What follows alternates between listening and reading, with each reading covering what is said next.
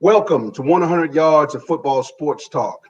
Yours truly, Kevin the Bull Jones, back for part two of a fascinating interview with one of the greatest coaches in Georgia, as well as Alabama. And sports fans, I'm going to tell you something. A great mentor of knowledge of football and how the game is supposed to be played. So if you're with us on the part one interview, we had some little minor technical difficulties because of some work going on at the new school that Coach is at Valdosta High School. But I'd like to welcome back yours truly, Coach Rush Propst, head coach, Valdosta High School Wildcats. Welcome back, Coach. Thanks, Coach Jones. It's a pleasure to be with you for the second part of this, and hope some people out there are getting something out of it. But I just enjoy being on the show, and hopefully we can pass along some information maybe that'll help some people down the road. Well, Coach, I'm going to tell you something. After the interview last week, I had so many people call me saying thank you for having you come on and we call it just dropping knowledge, just sitting down, roll the sleeves up, and just help preach to some coaches out there that are trying to navigate through this maze of coaching. And you've done it at the highest level. So, Coach, there were so many people, including a guy that, of course, means a lot to me because you know him very well. Al Hughes, former head coach at Lovejoy High School. He tuned in the show. He said, man, I think I probably should have had a shot to coach with that guy. That was some good stuff he was saying. And to hear from Coach Hughes, who's like a big brother and a father figure to me in so many ways, to hear him say that, and so many other coaches, a lot of young coaches saying, man, I just see the Coach Propst on TV. But, Coach, he just laid down the law, the Bible on some things about football and the way to approach things. And they said, Coach, they thanked me for having you, and they wanted me to tell you, thank you. I have a list of people. I won't do it because now we're going to have some fun continuing where we left off at. But, Coach, thank you for coming back because, listen, you are touching grown men lives now. That's where we are. In so many ways in one. People that don't know you, all they know is what they see on TV, whether it's a state championship game, whether it's a regular game, whether whatever in the media, their whole perception of you is so wonderful in that they feel like, man, I wish I could sit with him all the time. They were kind of jealous of me sitting with you, but it's my show. So, Coach, I'm happy that you're back because you gave some tidbits. Coach, they all are giving me some words of wisdom that they are picking up from you. So I'm glad that you came back because we need you. I don't know if you remember when I said it before, but we need you back in high school football right now. We're going through a tough time. And yes, spotlight's on you, but that ain't nothing you ain't used to. Right. So I appreciate you. Thank really you very do. much, Coach. Thank you. I just, I think when you get to this age of 40 years of doing this, I think that it's time to give back.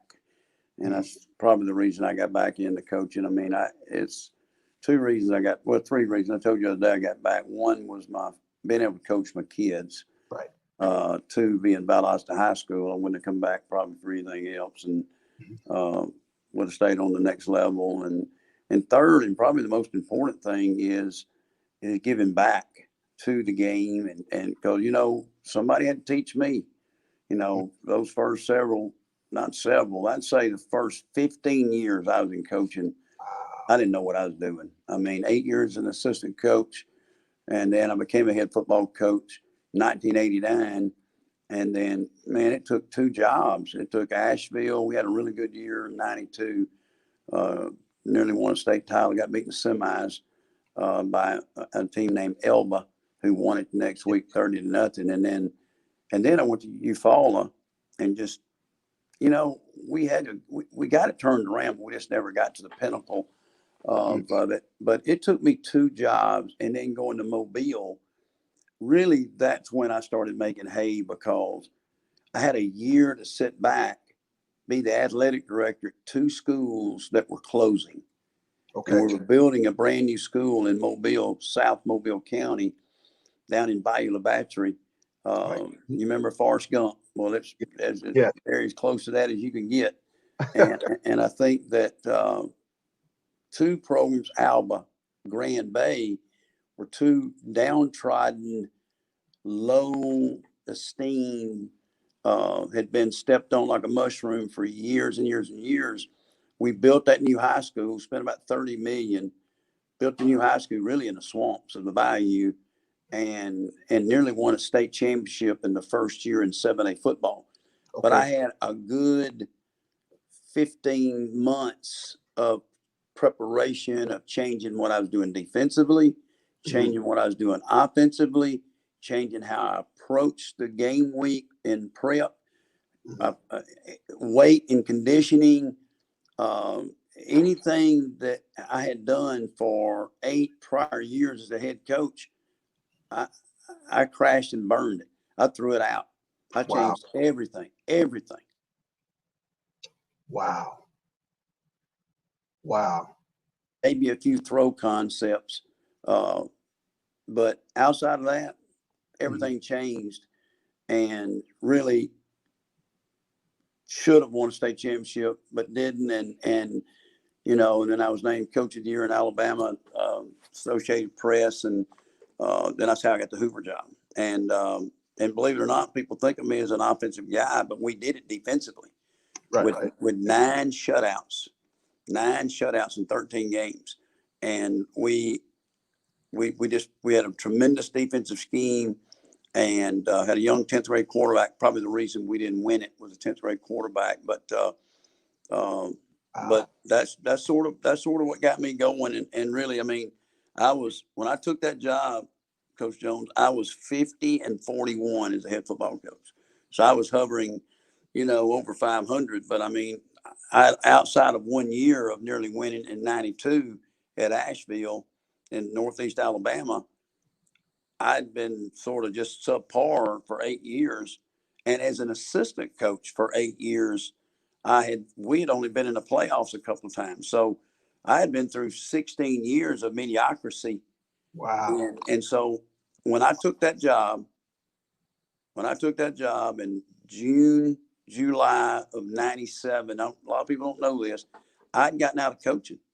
I'd been Wow. out of coaching for about 3 or 4 months, was going in the insurance business, Wow. and had made my mind up that's what I was going to do, live in Eufaula and just get out of education. And I coached in the Alabama Mississippi All-Star game.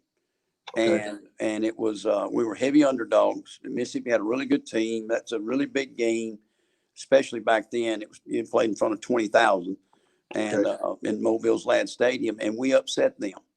And I was the defensive coordinator on that staff, and Right. it really got me a lot of good publicity. And then I took over the Mobile that job that I was talking to you about, Right. and that's when everything changed for Rush Propst. And for the next 22 years, um, you know, that year and a half I spent down there, and then the 9 years at Hoover, and then the 11 years at Colquitt. Uh, Really, it's been really good. So, um, somewhat controversial at times, but for the most part, we've had tremendous success.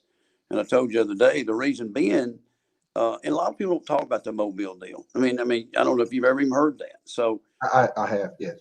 But a lot of people don't know that. And I think we all as coaches have to go through some trials and tribulations to find ourselves. You have to Mm. go, you have to find out what your true identity is. And I had really good rearing as a really great high school football coach that I played under, Reagan Clark. And then Bill Clark, who's head coach of UAB, was on my staff. John Gross was on my staff. We worked together. They worked for me. John's now at Jacksonville State. Bill now head coach of UAB, and probably in the top. In my opinion, Bill Clark is one of the top coaches in the country. And Wow. he's done a phenomenal job at UAB. And I saw it firsthand knowledge last year when I coached for him. But I just believe every coach out there, you can swim all your career in mediocrity. And I just made a decision in '97. Look, either get out of coaching or Okay. change what you're doing and try to start perfecting something. What's yours? What are you doing that's yours? What's original? What is something that you feel like that you can do that sort of identifies what you're about? And I Right. think that's what all young coaches need to inspire to be, or any coach for that matter, is you got to, when somebody looks at you as a football coach, they need to see what they see in you. And so Mm. from that Wow. from that perspective, that until you find your identity as a football coach and what you're all about, you're always going to be steeped in, or just sort of marred down in mediocrity until you do that. Wow. Coach, how that's so profound, and listening to you talk about that now, Coach, in my plight as a head coach, and yes, defense is my thing, and I am a disciple of Coach Clark and that 3-4 principles he uses. I'm probably still old school. Well, you saw it when we played you all when you was at Colquitt. And, I'm still a 50 guy, but and I'm a press man, cover zero guy, but those are things that are what I do. Um, but it seems like in my navigation of football, my problem has been just the navigating the administration and dealing with what questions do. Here's one thing, and I wanted to ask your opinion on this. I said to a young coach recently who wanted to interview for a job, and just out of nowhere, coach, I said, make sure one of the questions, when they ask you at the end, coach, do you have any questions? How about you ask all those people on that panel, what are your expectations for the football team that I'm interviewing for? Coach, that just came out my head, out my mouth. I wish I had applied that, because that would have helped me in some decisions that I made. But what do you think about that? Because that's the part that a lot of us coaches, the administrative part, you have been in the middle of talking to people and letting them know how this is how you want to do it. How did you get the best out of you for what you wanted, like when you went to Hoover and things like that? Well, I think, when I went to Mobile with Dr. Paul Sousa, we Okay. spent days talking about building this high school and what his vision was, and what he saw in me, and so it was a long deal. Gotcha. So I had time, but we had time because we hadn't started the building process. Okay. So, and Ed Latham was my principal, and I loved Ed a lot, and he's a phenomenal administrator.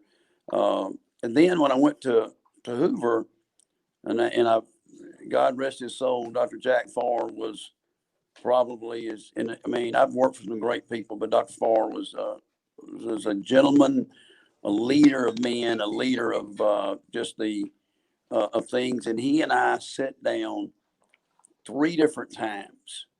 And the last time, he rented out a hotel room suite at Embassy Suites in Montgomery Okay. when I was his top candidate after we'd gone through the initial interview process. And it was either me or another guy, and he had sort of whittled it down. Uh, Mm. we sit in that room that morning from 8 o'clock to 5 o'clock that afternoon, and we had Okay. food catered in. So we sit and went through everything that you could think of what he thought his vision was for Hoover High School, what I saw Hoover High School being, and what I wanted to do. So again, going in, there was no question that hadn't been answered already. Gotcha. And I'll never forget this, him saying this. And this is important for all coaches to understand. He told me, he looked at me about 3 o'clock in the afternoon. He said, "No, Rush, there's one thing you got to understand coming in. There's going to be some things that I don't seem to it doesn't seem on the outside that I appear to agree with you on things, but just know I got your back." And Wow. and he said, from a political standpoint, there's going to be some things that I'm going to have to disagree with you on publicly, but just know inside what our final vision is and our final goal is. And I think that helped me so much going forward with every job I've taken since then, which is Colquitt County and now Valdosta. Okay. So that really hung with me a bunch on that he understands the political climate better than I do. Okay. So I'll trip up, but he'll be there to spank me when he needs to spank me. But no, I know that he's got my back. And so when I would run into a roadblock, you know, and the good thing is every week to start with, at least every 2 weeks, he always wanted to go eat lunch at Piccadilly's. And we would sit there for an hour and a half away from school and talk about the building of Hoover High School into national power. Now, he later on, after about 3 years, had he had brain cancer, had a stroke, had brain cancer, and he never saw the finish. He did see the first championship. He did see the championship loss in 01. And I don't know that he remembered 02. He may have in 02, saw the state championship again. But when we got to 03, he was just in bad shape. And I don't know if he remembers that. But he died shortly after that. And so, but obviously what Hoover's done, you know, from 2000 to now is just phenomenal and one of the most successful programs in the country. But and then Leonard McCoy, the superintendent at Colquitt County, and he's another one that I've just got to give a lot of credit to because I was a broken man, felt like I was down and out on myself, on my profession, didn't know where I was heading. And he came in and scooped me up and basically rebuilt my career, rebuilt my life. I mean, my personal life, my professional life. And without Leonard McCoy and Bob Jones, my principal, and Kevin Giddens, my athletic director, those three men really, in that order, again, it's tremendous leadership at those spots that are so key to you being successful in your job. And then the Valdosta job is Dr. Todd Kaysen. I mean, and then our principal here, Dr. Richardson, she runs a very good school. And then Reggie Mitchell, our AD here, is just a wonderful AD. Especially what I finished up with in Colquitt compared to what I have now. I mean, man, these people are just so much easier to work with. And the thing with Dr. Kaysen here and this Board of Education is same situation. I had a 7-year relationship with Dr. Kaysen at Colquitt. Okay. And they want to win here. And there's things that they tell me no on. There's things that I run into right now that I have trouble with. But deep down, I know where Todd Kaysen's heart is. He's first off a man of high character. He's also a brilliant leader. And I've got great people in great spots at Valdosta. And they want this school to get back on national level to where that the 2020 documentary they did back in 1991 or 90 or whatever it was, they want to get it back to that level of what Coach Hyder and Coach Bazemore had it. And I think that it's going to take some time, but that's the key to this thing is when you go into a job, you got to know who's got you back. Don't just take a job if you're not 100% know that superintendent, that Board of Education, that principal, and that athletic director is in your corner. They've got to be in your corner. It don't matter. It doesn't matter. It does not matter. If you can't hire a good assistant, if you don't have support from your administration, you don't have great assistant coaches around you, you're not going to be successful. You're just not. You're drawing a check. That's what you're doing. You're drawing a check and you're biding time and you're swimming with an inner tube that's got a slow leak. And eventually air's going to run out and you know, you're not going to make it. So I think if you're going to sit out there in that ocean with those waves, you better have a big old boat. And what I mean by that is you got to be insulated, and that's having it at the top with good people on top of you, like your superintendent, your Board of Education, your principal, your AD, and your colleagues, your teachers. You know, they've got to want, and there's a lot of people involved in making you successful. And I'm going to give you an example. Friday afternoon, when everybody's gone, everybody's left. It's Friday, 4:00, 4:30. We're not in school yet. So everybody's gone. But in this office is Dr. Richardson, my principal, came down and she saw me. And then here comes the two assistant principals and Mr. Haynes and Mr. Moody. And then here comes Dr. Kaysen. Here comes Coach Mitchell, our AD. And we sit down and we talk about what we can do to get through the COVID, to get to next Friday night. So we meet for 3 or 4 hours, and that's what you got to have. We got Wow. to have that. And so, but the good thing is they're ready, available. They'll meet with you and they take time with you. And without that support, I wouldn't be here. I wouldn't stay any place that I don't have that kind of support. So, um, but Wow. see, but now you got to think about it. Like I said, for a long time, I was mediocre, but Okay. I give a lot of credit to a lot of people that have paved the way for me, from Dennis McGuirk when he first hired me in 1981 to Ken Logan and Reagan Clark, my principal and head coach at Asheville that hired me. So there there's there's a lot of people along this 40-year journey Okay. that you got to think. And if you don't have them kind of people, coach, that are got you back, then you're not going to be successful. Coach, that's so profound. I just listening to you. It puts me in a trance of my career and people I've dealt with. And Coach, it's just amazing. I once, that support group deal has been really big. Uh, it was great at Lovejoy. Um, and it's been very good at some other places I've been. But I will admit, I wonder who do you, I had a coach say to me one time, it's kind of lonely at the top when you're in that room. Who do you have to talk to? I never forget one time I went 1-9 and my principal said, I would fire you, but you got so many kids that you're getting in college, can't let you go. And needless to say, I didn't have his coaches, but after that comment, who could I talk to? My support group, and that was crazy for me.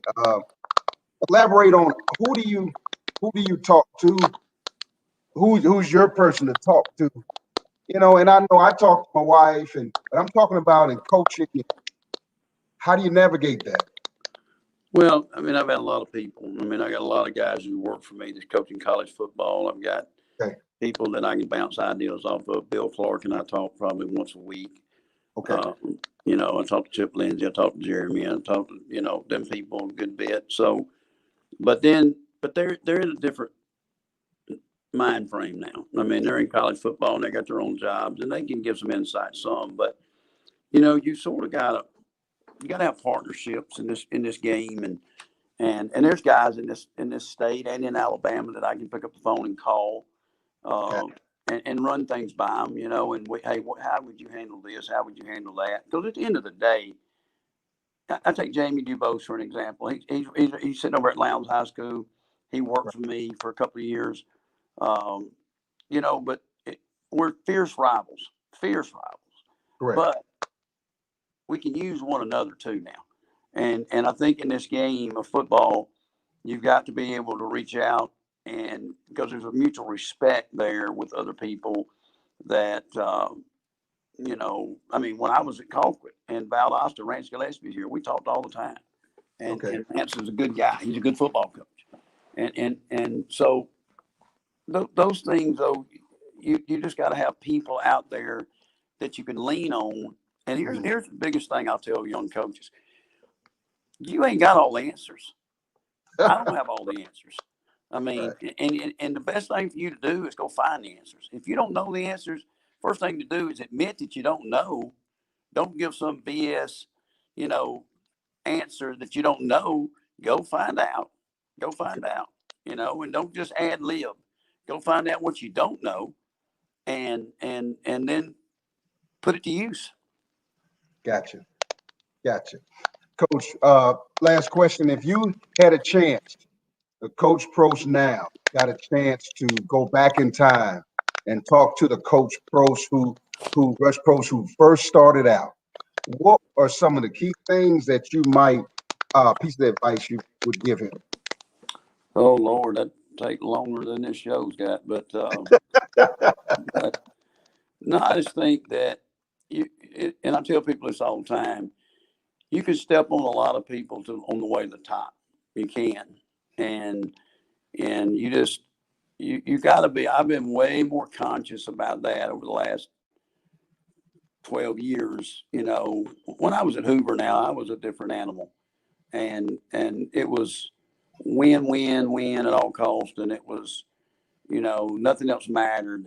You know, and like I told you, maybe the show before, you'd win a championship, and then 3 hours, 4 hours after the ball game, you'd be planning for the next one. So you never stop and smell the roses at all, and it didn't matter how you affected other people. I think that's the difference in Rush Propst now, is that I think I do have a genuine compassion of people, and in this day and time that we're going through, with so much unrest in this country, and all the divide that we're in right now. I'm a historian, you know that. Right. I mean, we may not have been this divided since the Civil War. I mean, really. I mean, it's been that bad. Right. And I grew up in the '60s. You know, I was a young lad. You know, and I think I turned 13 with 1970. So I went through integration. Um, you know, I remember all those things. You know, Vietnam War, Yep. everything. But just to me, right now, there's just more divided than we've ever been.